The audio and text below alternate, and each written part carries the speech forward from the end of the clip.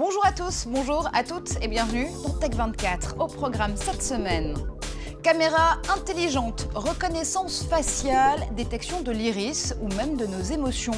Les technologies se mettent au service de la lutte contre le terrorisme, mais sont-elles fiables? Reportage et débrief, c'est à suivre. Les neurotechnologies ont le vent en poupe. Entre Quantified Self et sciences du vivant, des startups tentent d'étudier notre cerveau sous toutes les coutures. Guillaume Gralet du magazine Le Point fait fonctionner ses neurones pour notre séquence test cette semaine. Et si notre visage remplaçait les cartes d'identité? C'est une des applications possibles de la reconnaissance faciale automatique. Une technologie qui se perfectionne à tel point que la ville de Nice a demandé l'autorisation de l'expérimenter en vue de l'Euro 2016. Caméra intelligente, capteur de lecture d'iris ou même détection des comportements suspects.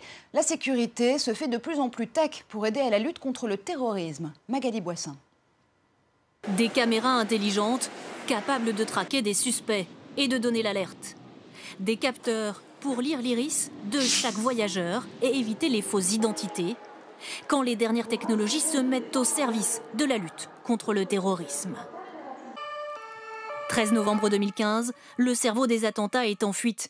Abdelhamid Abaoud et un autre terroriste sont filmés dans le métro parisien, sans être inquiétés. Demain, une caméra intelligente pourra donner l'alerte, grâce à la reconnaissance faciale. En quelques secondes, tous les visages d'une foule peuvent être scannés par des caméras, modélisés en 3 dimensions, identifiés et comparés avec une base de données de suspects. Même au milieu d'une foule, dans le métro, dans la rue, n'importe où. Tout à fait. C'est un logiciel qui permet de capter l'ensemble des visages sur l'ensemble d'un flux passager et qui va identifier les personnes recherchées qui sont déjà contenues dans une base d'individus dangereux, de terroristes. Un suspect repéré par une caméra, même dans la rue ou à l'entrée d'un stade, déclenchera immédiatement une alarme. Mais si un terroriste passe à l'acte, il faut aussi intervenir le plus vite possible. L'été dernier, un homme sort des toilettes du Thalys, armé d'une Kalachnikov. Des passagers réussissent à le maîtriser. Bientôt, des logiciels pourront repérer les comportements suspects. Pour les développer, des situations de violence sont simulées dans ce faux wagon. Lors de cet exercice, la situation dégénère. Les gestes violents et les cris sont tout de suite repérés. Vous voyez, on détecte les mouvements, ils deviennent, et là, ils deviennent anormaux. Donc on va cercler, ils deviennent rouges parce qu'ils sont anormaux. On peut repérer en fait quelqu'un qui va avoir un comportement anormal, qui va utiliser une arme, qui va déclencher évidemment un son plus un mouvement de panique. Agression, coup de feu ou colis suspect, rien ne devrait échapper à ces caméras. D'autres technologies pour renforcer la sécurité sont en cours de développement ici, comme par exemple détecter un bagage abandonné. Si je rentre dans la rame avec ce sac, que je le dépose sur le sol et que je quitte la rame sans lui, c'est un comportement anormal qui sera détecté automatiquement par la vidéosurveillance. Des technologies capables aussi de suivre des suspects en mouvement. Le 22 mars dernier, 3 terroristes sont filmés à Bruxelles à l'aéroport de Zaventem avant les explosions. Il faudra de nombreuses heures pour reconstituer le parcours de l'homme au chapeau. De nouvelles caméras iront beaucoup plus vite. Sur ces images, chaque voyageur est suivi à la trace, identifié automatiquement par un rectangle jaune. Ça veut dire qu'on ne peut plus perdre un suspect? Ça veut dire qu'on peut le suivre beaucoup mieux en le repérant par des caractéristiques comme son visage, ses vêtements, d'une caméra à l'autre. Risque ultime, un terroriste qui monterait à bord d'un avion. Pour contrôler les passagers, encore plus sûr qu'un simple passeport ou la lecture des empreintes digitales, l'avenir, c'est la lecture de l'image de l'iris, unique pour chaque individu. Un système jugé infalsifiable aujourd'hui par les spécialistes et déjà opérationnel aux Émirats arabes unis. Et pour aller plus loin, c'est avec vous, Guillaume Gralet, que ça se passe. On va beaucoup plus loin que l'identification qu'on a pu voir en termes de technologie dans le sujet. La prochaine étape, ce serait quoi? Les émotions? Oui, alors il y a une initiative assez fascinante, il faut bien le dire, qui est née près de Grenoble, à Mélan, il y a 4 ans. Et cette initiative, elle repose sur la start-up Smart Me Up. Elle a été créée par un docteur en intelligence artificielle, Loïc Le Serre. Alors Loïc Le Serre, il a une obsession, c'est éviter l'acte gratuit. Vous savez, qui a été théorisé par André Gide dans les caves du Vatican, lorsque son jeune héros, Lafcadio, fait des gestes complètement incompréhensibles que personne n'a pu prévoir. Lui, Loïc Le Serre veut tout prévoir et cette technologie, elle est déjà utilisée dans plusieurs endroits en France, notamment à la gare de Saint-Denis. Alors, sur ce marché de la prédiction des émotions, il y a plusieurs entreprises. Il y a des entreprises Emotions, Affectiva, il y a l'Institut Fraunhofer. Et puis, il y a une initiative qui a été lancée par Microsoft, et Microsoft qui essaye de rassembler beaucoup de développeurs autour de lui. Il s'agit du projet Oxford. Là, on est également dans l'analyse des sentiments, des émotions. Ce qui est intéressant, c'est qu'on va panacher entre plusieurs émotions. Ça peut être... Concrètement, on les détecte comment, ces émotions? Voilà, c'est-à-dire que Microsoft, en fait, va prendre en photo ces visages et ensuite, à travers toute une base de données qu'il a déjà en magasin, eh bien, il va pouvoir dire, là, on voit qu'il y a de la surprise, on voit qu'il y a de la bonne humeur, il n'y a pas du tout de peur. Bref, on va essayer, en fait, d'anticiper les émotions des personnes qu'on observe. Ok, mais à quel point ces technologies peuvent être fiables? Est-ce qu'on a des études, des certifications qui nous prouvent qu'en effet, on ne peut pas se tromper? Alors, c'est là où est le problème, c'est qu'on n'a pas de technologie 100% fiable pour l'instant. On l'a vu en 2015, lorsque Google a identifié une personne, un développeur de Brooklyn. En fait, c'est le développeur de Brooklyn qui s'en est rendu compte lui-même. Il l'a identifié comme un gorille. Donc, ça pose quand même un vrai problème. Et il faut penser aussi qu'il y a de plus en plus de subterfuges. La chirurgie esthétique, lorsqu'on va pouvoir s'ajouter de la peau, par exemple, un petit peu comme dans Bienvenue à Gattaca. Bref, il faut anticiper tout ça. C'est ce sur quoi travaille Aéroport de Paris en ce moment.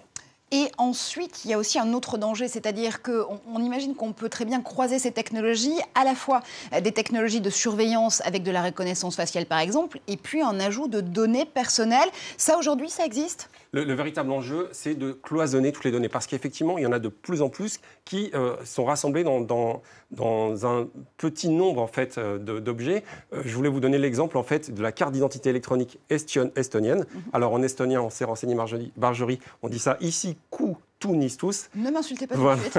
Ici, Tunnistus. Et en fait, cette carte, elle fait à la fois office de carte vitale, c'est-à-dire que vous allez vous en servir chez votre médecin, vous allez vous en servir pour acheter vos médicaments chez le pharmacien, mais également une carte de transport, une carte bancaire. Bref, tout est rassemblé autour d'une même carte. Et le véritable danger, c'est que parallèlement, eh bien, les données qu'ont les réseaux sociaux sur vous, par exemple Facebook à travers le projet Deepface ou Labeled Face in the Wild, où en fait Facebook va vous aider à taguer, c'est-à-dire identifier les photos, eh bien ce sont que ces deux bases de données se rencontrent. C'est notamment la crainte de la Ligue des droits de l'homme, de la CNIL également, qui veut, notamment à travers le projet européen Indect, bien séparer ces données pour que le citoyen, s'il est protégé, garde quand même sa vie privée. Il y a toujours énormément de questions sur ces technologies de reconnaissance faciale, d'intelligence artificielle appliquées à la sécurité qui mettent évidemment en jeu aussi des questions sur les données personnelles. Et tout de suite, on va faire fonctionner vos neurones, vous allez voir, c'est Test 24.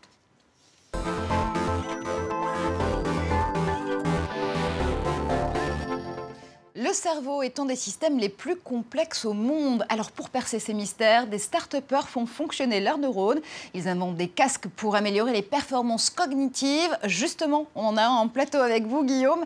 C'est un casque qui va essayer d'aller chercher ce qui se passe dans nos rêves, peut-être même les plus fous.